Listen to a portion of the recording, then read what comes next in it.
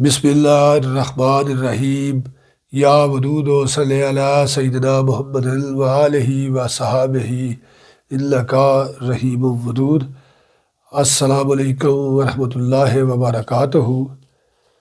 میں آپ کے سامنے حضرت حضور پر نور حضرت فضل شاہ صاحب قطب دو عالم المعروف سائیں نور والے رحمۃ اللہ تعالیٰ علیہ کے بیانات اور ملفوظات پیش کر رہا ہوں۔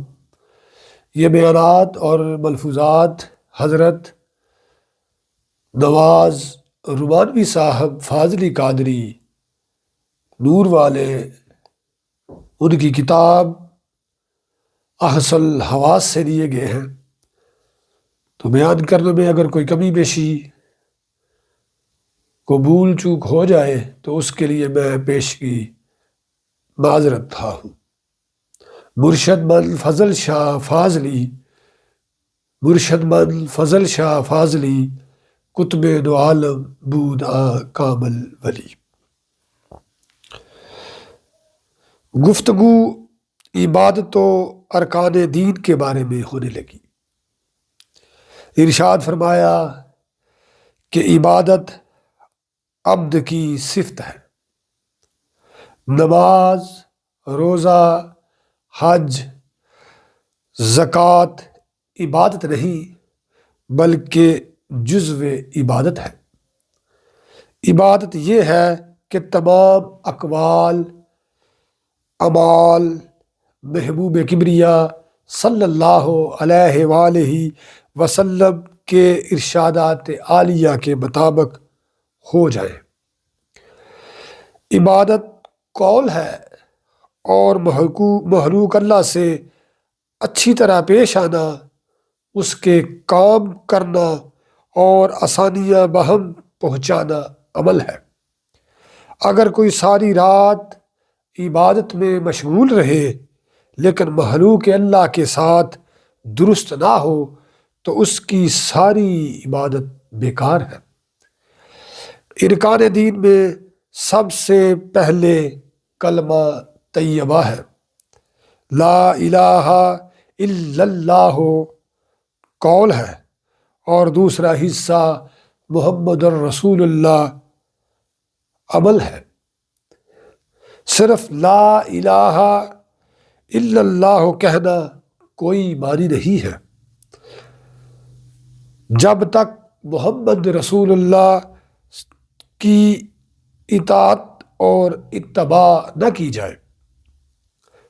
کلمہ کا پہلا حصہ اللہ تعالیٰ پر ایمان لانا ہے کہ سارے کام اس کے لیے کیے جائیں، اور دوسرا حصہ رسول اللہ صلی اللہ علیہ وآلہ وسلم پر ایمان لانا ہے، اور اس طرح ایمان لانا کہ آپ صلی اللہ علیہ وآلہ وسلم کی صورت سے سارے کام کیے جائیں۔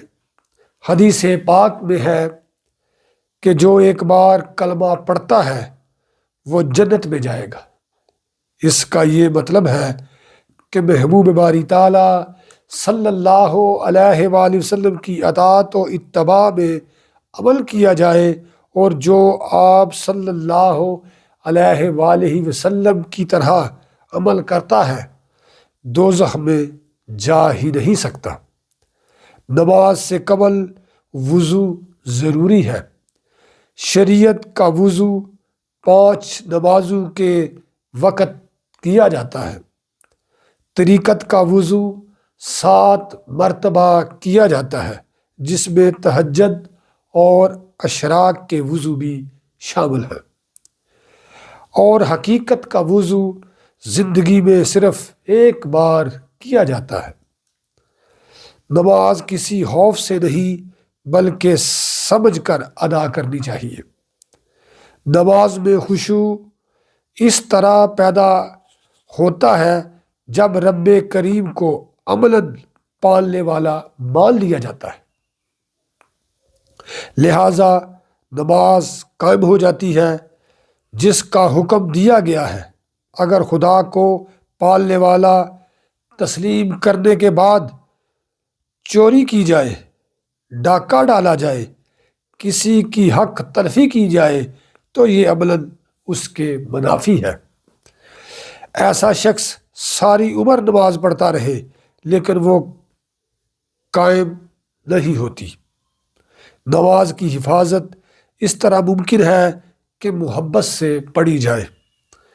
نماز کے لیے وضو اس طرح سے ہو کہ محبوب کی اتباع کا حق ادا ہو رہا ہے۔ نیت یہ ہو کہ اے باری تعالیٰ، تیرے محبوب صلی اللہ علیہ وآلہ وسلم کے طریقے کے مطابق تیرے دربار میں حاضر ہونے کی صحیح ہے، میری حلوت و جلوت تیرے سامنے ہے، تو میری نماز کو قبول فرما لے۔ تیری مہربانی اور تیرے محبوب صلی اللہ علیہ وآلہ وسلم کا شکریہ۔ جب نماز کی ادائیگی ہو جائے تو دعا کرے کہ اے اللہ، میرے اعمال کی طرف نہیں، اپنے فضل و کرم کی طرف دیکھ۔ اس طرح نماز کی حفاظت کا حق ادا ہو جاتا ہے، ورنہ نماز کی ادائیگی سے دوسروں کے عیب ہی نظر آئیں گے۔ نماز کا شکریہ اس طرح ادا کیا جاتا ہے کہ بعد میں کوئی سورت پڑھ لی جائے، اس طرح قول کا شکریہ قول سے ادا کیا جاتا ہے، یہ ادا ہو جاتا ہے۔ نماز پڑھنے سے قول پاک ہو جاتا ہے اور انسان غیر اور غرور کی بات سے رک جاتا ہے۔ دراصل حقیقی نماز اس کی ہے جو پاک ہو، ورنہ رواجی رسمی نماز ہے۔ صاحبو، اطاعت رسول صلی اللہ علیہ وآلہ وسلم کا نام نماز محبت ہے۔ فرمان ربی ہے کہ ہم نے روزہ اتارا تاکہ تم متقی بن جاؤ۔ اگر روزہ متقی نہیں بنا رہا تو مقبول نہیں، اگر متقی بنا رہا ہے تو مقبول ہے۔ متقی وہ ہے جو روزہ رضائے الہی کے لیے رکھتا ہے، محبوب کبریا صلی اللہ علیہ وآلہ وسلم کے نقش قدم کے مطابق زندگی بسر کرتا اور خود پر نظر رکھتا ہے۔ اللہ تعالیٰ کے دوست کی اتباع کا نام حج ہے۔ جب حج کا حکم ہوا تو اس وقت سیدنا حضرت ابراہیم علیہ السلام 2 چادریں زیب تن کیے ہوئے تھے جسے احرام کہتے ہیں۔ اگر ایسا لباس نہ پہنا جائے تو حج نہیں۔ اسی طرح جہاں سعی تیز کی گئی وہاں آہستہ اور جہاں آہستہ کی گئی وہاں تیز کی جائے تو حج نہیں۔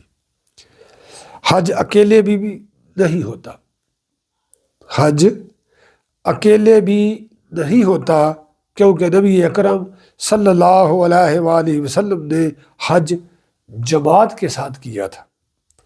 خانہ کعبہ دوست کا گھر تھا، اللہ تعالیٰ نے اسے اپنا گھر بنا لیا۔ مدینہ منورہ محبوب صلی اللہ علیہ وآلہ وسلم کا گھر ہے۔ خانہ کعبہ میں حج کے بعد مدینہ منورہ جانا لازمی ہے، اگر وہاں نہ جایا جائے تو حج نہیں ہوتا۔ فرمایا کلمہ، نماز، روزہ، حج قولی عبادات ہیں، جبکہ زکوٰۃ عملی عبادت ہے۔ اگر صاحب نصاب ہوتے ہوئے کوئی شخص زکوٰۃ ادا نہیں کرتا تو اس کی قولی عبادت بھی قبول نہیں ہوتی۔ ایک شخص نے جہاد کے بارے میں دریافت کیا تو فرمایا ایک دائمی اور دوسرا وقتی جہاد ہے۔ دائمی وہ ہے جو ذات اور نفس کے خلاف کیا جاتا ہے، یہ سدا جاری رہتا ہے، اور جہاد اکبر ہے وقتی جہاد دشمنان اسلام کے خلاف لڑا جانا ہے، یہ کبھی کبھی ہوتا ہے۔ صاحبو، کوئی بھی عبادت ہو اسے اللہ تعالیٰ کی رضا و خوشنودی کے لیے کرنی چاہیے۔ اس طرح جب زندگی میں کوئی مشکل مقام آتا ہے تو عمل میں تبدیلی نہیں آتی۔ اللہ تعالیٰ ہمیں بزرگان دین کی صفات کو اجاگر کرنے اور مزین کرنے کا شرف اور علم عطا فرمائے، اور اللہ تعالیٰ نے جو بزرگان دین کو قول، عمل، علم اور اخلاص کا مقام، مرتبہ اور شان اور شرف عطا فرمایا ہے، اللہ تعالیٰ اس میں ہمیں بھی حصہ عطا فرمائے۔ بزرگان دین کی دعا برکت کے ساتھ اللہ تعالیٰ ہمیں آسانیاں عطا فرمائے اور آسانیاں تقسیم کرنے کا شرف عطا فرمائے۔ نور والے، نور والے، نور والے۔